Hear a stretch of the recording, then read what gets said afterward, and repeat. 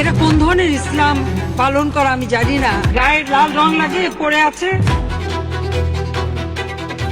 সারা দেশবাসীর কাছে আসলে এই বিষয়টি স্পষ্ট হওয়া দরকার যে 2013 সালের 5ই মে কিভাবে বাংলাদেশের মধ্যে একটি গণহত্যা সংঘটিত হয়েছিল এবং সেখানে কারা মূলত মদদ দিয়েছিল। দাড়ি টুপি থাকলে মানুষকে হত্যা করা যাবে, এই যে জায়েজই করো, এই জায়েজ করাটা এগুলো আসলেই কিন্তু খুব দুঃখজনক ছিল। শাপলা আসলে কিভাবে ঘটেছিল এটা জানার জন্য আমাদের অপেক্ষা করতে হয়েছে দীর্ঘদিন, কারণ প্রচলিত যে সকল মিডিয়া, পাবলিক বক্তব্য থেকে শুরু করে সরকারের বক্তব্য সবকিছু এত ন্যায়ভ্রষ্ট ছিল যে ঠিক সেই সময়ে কি ঘটেছে, কতজন শহীদ হয়েছেন, কারা আহত হয়েছেন, এই কোনো তথ্যই কোনো ক্রেডিবল জায়গা থেকে আমরা পাইনি।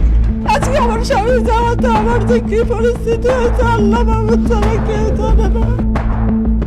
তাই আমরা মনে করি যে এই ধরনের যে প্রোগ্রামগুলো ডাকসু আয়োজন করেছে এগুলো তাদেরকে আমরা সাধুবাদ জানাই। এই ধরনের প্রোগ্রাম যেন বাংলাদেশের প্রতিটি বিশ্ববিদ্যালয় থেকে শুরু করে প্রতিটি জেলা শহরে, প্রতিটি উপজেলা শহরে যেন আয়োজন করা হয়। সিদ্ধান্ত হয় যত লাশই পড়ুক রাতের মধ্যেই শাপলা চত্বরকে সাফ করে ফেলতে হবে।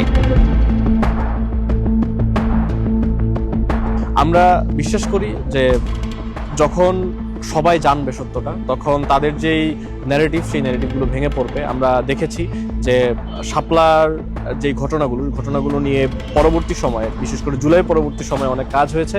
আমরা আশা করি যে প্রত্যেক শ্রেণী এবং গোষ্ঠী যারাই জনগণের যেই মত প্রকাশের অধিকার, তাদের যেই রাজনৈতিক এবং গণতান্ত্রিক অধিকার, তারা যারা এইসব নিয়ে কাজ করেন, আমরা আশা করছি যে প্রত্যেকেই শাপলার ঘটনাগুলোকে আলাদা আলাদা করে তুলে আনবেন। প্রত্যেকের যেই ঘটনা, তার যে বক্তব্য, তাদের যে গল্পগুলো, সেই গল্পগুলো নিয়ে একটা পরিপূর্ণ একটা চিত্র আমাদের সামনে ভেসে উঠবে। আমরা ডাকসুর জায়গা থেকে সেই চেষ্টা করছি যাতে করে যে কথাগুলো আমরা শুনিনি, যে কথাগুলো আমরা বলতে পারিনি, সেই কথাগুলো যাতে বলতে পারি, সবাইকে জানাতে পারি। ডাকসুর জায়গা থেকে আমরা চেষ্টা করছি, আমরা সবাইকে অনুরোধ করব যে আমরা যেন সবাই এগিয়ে আসি।